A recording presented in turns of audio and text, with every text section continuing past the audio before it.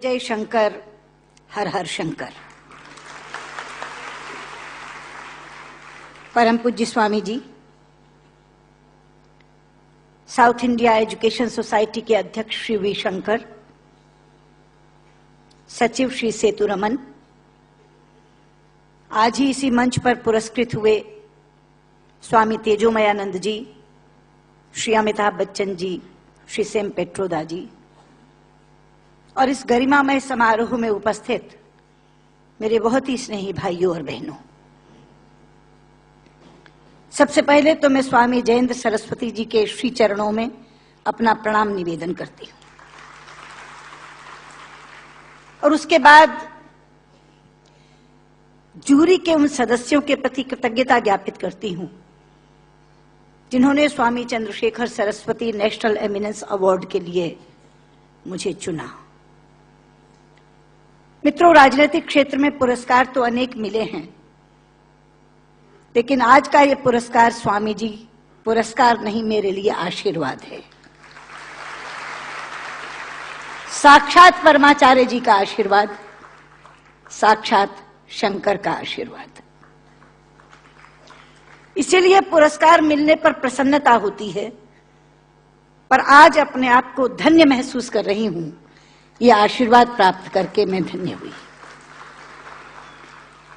लेकिन इस पुरस्कार के साथ, आशीर्वाद के साथ बहुत महती जिम्मेदारी भी चली आई है, क्योंकि जब साइटेशन पढ़ी जा रही थी तो जिन गुणों का वाचन किया जा रहा था, ये जिम्मेदारी है कि जीवन भर उन गुणों पर खरी उतरूं और उसमें से एक भी चीज ऐसी न लगे कि जो कही गई थी लेकिन असत्य निकली।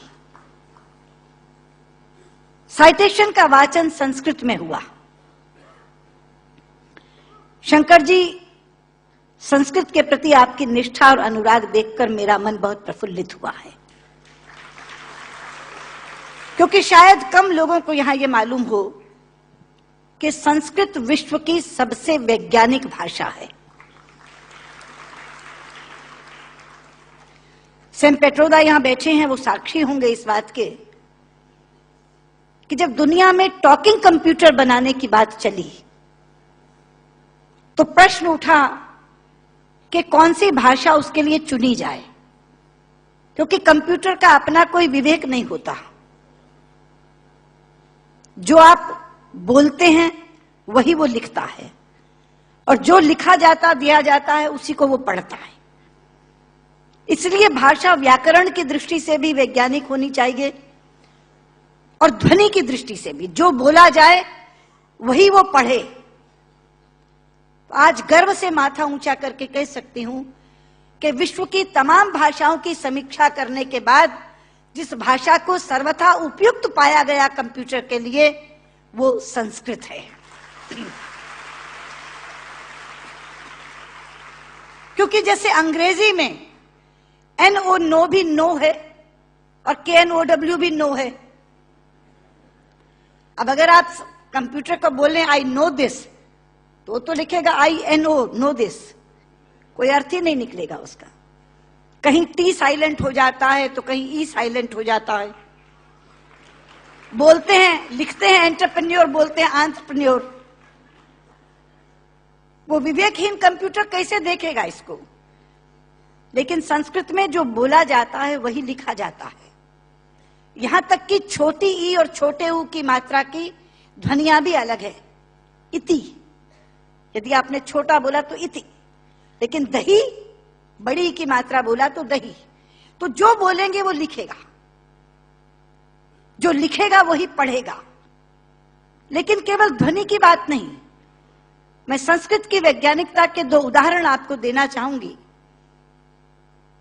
संस्कृत में शब्दों का इतना अपार भंडार है मित्रों कि रचनाकार अपने व्यक्तित्व के अनुसार उसको चुन सकता है। एक प्रसंग है रामायण का कि जिस समय भगवान श्री राम लंकेश पर विजय प्राप्त करने के लिए लंका जाते हैं तो भगवान शंकर की आराधना करते हैं। वो स्तुति जिसमें करते हैं वो रामचरितमानस में रुद्राष्टकम के नाम से समाविष्ट किया गया है। रुद्राष्टकम के शब्द हैं, नमामि शमीशान निर्वाण रूपम विभुम व्यापकम ब्रह्म वेद स्वरूपम निजम निर्गुणम निर्विकल्पम निरीहम चिदाकाशमाकाशवासम भजेहम। लेकिन उसी समय श्री राम पर विजय प्राप्त करने के लिए रावण ने भी आराधना की थी, स्तुति की थी, और उसने अपना स्तोत्र स्वयं रचा था जो शिव तांडव स्तोत्र के नाम से प्रसिद्ध है। शब्द हैं, डमट डमट डमट डमन निनाद वट डमर वयम चकार चंड तांडवम तनो तुरे शिव शिवम धगत धगत धगत जवल ललाट पट्ट पावके किशोर चंद्रशेखरे रति प्रतिक्षाम ममा धराधरेन्द्र नंदिनी विलास बंधु बंधुरा स्फुर दिगंत संतति प्रमोद मान मानसे।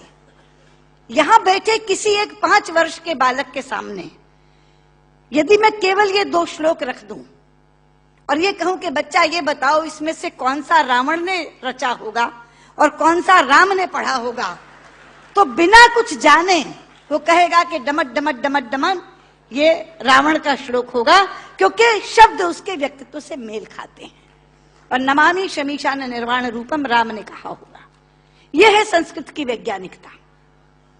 एक और उदाहरण देती हूं, आप हैरान हो जाएंगे। संस्कृत के एक रचनाकार हैं दंडी, उनका एक नाटक है 10 कुमार चरितम, जिसमें 10 राजकुमारों की कथा है अलग अलग। उसमें एक कथा आती है राजकुमार विश्रुत की। प्रसंग है कि वो आखेट के लिए शिकार करने के लिए जंगल में जाता है। एक तीर आकर उनके होंठ पर लगता है और उनका निचला होंठ कट जाता है। मित्रों, इस प्रसंग के घटने के बाद कथा अनेक पन्नों में चलती है। कितने ही संवाद विश्रुत बोलता है, लेकिन दंडी ने पूरे संवादों में कहीं भी ओष्ठांग का प्रयोग विश्रुत से नहीं करवाया है। ओष्ठांग क्या है? पूरा अल्फाबेट हिंदी का जो पवर्ग है वो ओष्ठांग है। प फ ब फ म। प फ ब फ म दोनों होंठ मिलाकर बोले जा सकते हैं। अगर दोनों होंठ में से एक होंठ नहीं है तो आप प नहीं बोल सकते, ब नहीं बोल सकते, भ नहीं बोल सकते, म नहीं बोल सकते। ये पवर्ग ओष्ठांग है। तो अगर उसका एक होंठ कट गया तो उसने पवर्ग का उच्चारण कैसे किया, ये कोई भी प्रश्न कर सकता था रचनाकार से। इसलिए अनेक संवादों में कहीं भी ओष्ठांग का प्रयोग नहीं है। यह है संस्कृत की वैज्ञानिकता। लेकिन लोग आजकल कहते हैं कि संस्कृत तो बोलचाल की भाषा नहीं बन सकती, संस्कृत कभी जनभाषा नहीं रही। शायद इससे बड़ी अज्ञानता की बात कोई दूसरी नहीं हो सकती। संस्कृत जनभाषा रही है। छोटे लोग, अनपढ़ लोग, बिना विद्यालय में गए लोग संस्कृत बोलते रहे हैं। राजा भोज के काल में एक प्रसंग आता है कि राजा भोज एक बार अपने प्रजा का हालचाल जानने के लिए जंगल से जा रहे थे।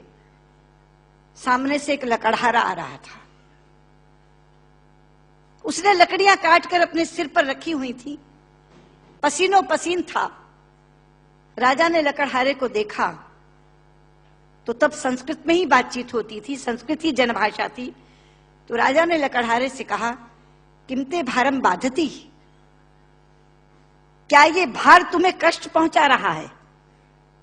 लेकिन बाध शब्द जो है मित्रों, वो धातु है जो परस्मैपदी नहीं चलती, आत्मनेपदी चलती है। संस्कृत में 2 तरह की धातुएं हैं। परस्मैपदी चलती है बाधती बाधता बाधंती, और आत्मनेपदी चलती है बाधते बाधेते बाधनते। बाध शब्द जो है वो आत्मनेपदी में है। तो लकड़हारा जवाब क्या देता है? भारम न बाधती राजन यथा बाधती बाधते। कि राजा, मुझे ये भार कष्ट नहीं दे रहा जितना आपके मुंह से बोला हुआ बाधती शब्द कष्ट दे रहा है, क्योंकि बाधती शब्द का अशुद्ध उच्चारण आपने किया है। ये शब्द बाधते होना चाहिए। भारम न बाधती राजन यथा बाधती बाधते। तो कौन कहता ये जनभाषा नहीं रही? ये जनभाषा रही है। लेकिन आज मैं शंकर जी से कहना चाहूंगी कि आपकी साउथ इंडिया एजुकेशन सोसाइटी पर एक जिम्मेदारी आई है, क्योंकि आज संस्कृत केवल कर्मकांड की भाषा बनकर रह गई। कल जब विश्व के लोग आएंगे और कहेंगे कि कंप्यूटर के लिए हमें संस्कृत के विद्वान दो, हम टॉकिंग कंप्यूटर बनाना चाहते हैं, तो एक विडंबना खड़ी होगी कि जिसे संस्कृत आती है उसे कंप्यूटर नहीं आता, और जिसे कंप्यूटर आता है उसे संस्कृत नहीं आती। इसलिए केवल साइटेशन संस्कृत में पढ़कर अपने कर्तव्य की तीसरी मत कर लीजिए।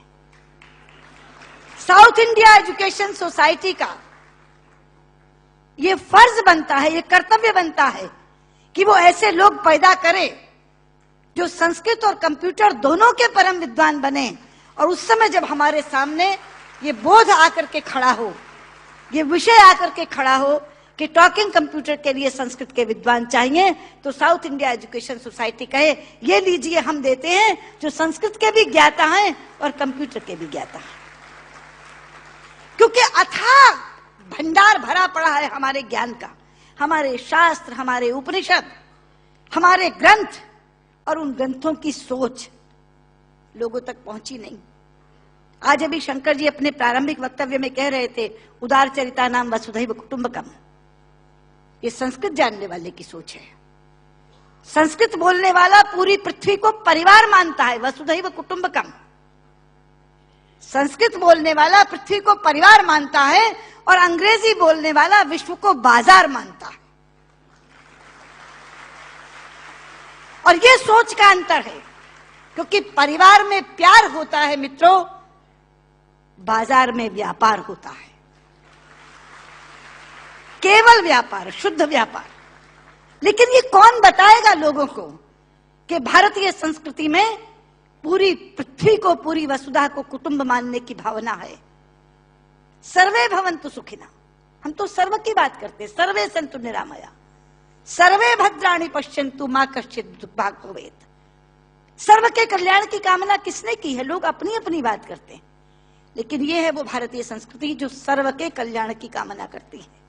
इसलिए बहुत ज्यादा आवश्यक है कि ये ज्ञान जो छिपा पड़ा है पुस्तकों में, केवल इस कारण नहीं पहुंच पा रहा कि ऐसी भाषा में है जो भाषा मृतप्राय होती जा रही है, जो भाषा केवल मंत्रोच्चार की भाषा बन गई है कि विवाह पद्धति करानी है, जन्म मरण कराना है तो पंडित जी को बुला लो, वो भी अपना आधा अशुद्ध और आधा शुद्ध बोल के चले जाते हैं, क्योंकि उनको भी कोई टोकने वाला नहीं, उनको भी कोई कहने वाला नहीं कि आप क्या कर रहे हैं।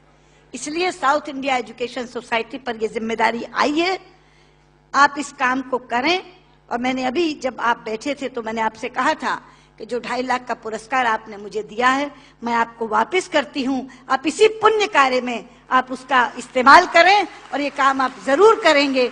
मुझे लगता है तभी मेरा यहाँ आना सार्थक होगा। बहुत बहुत धन्यवाद।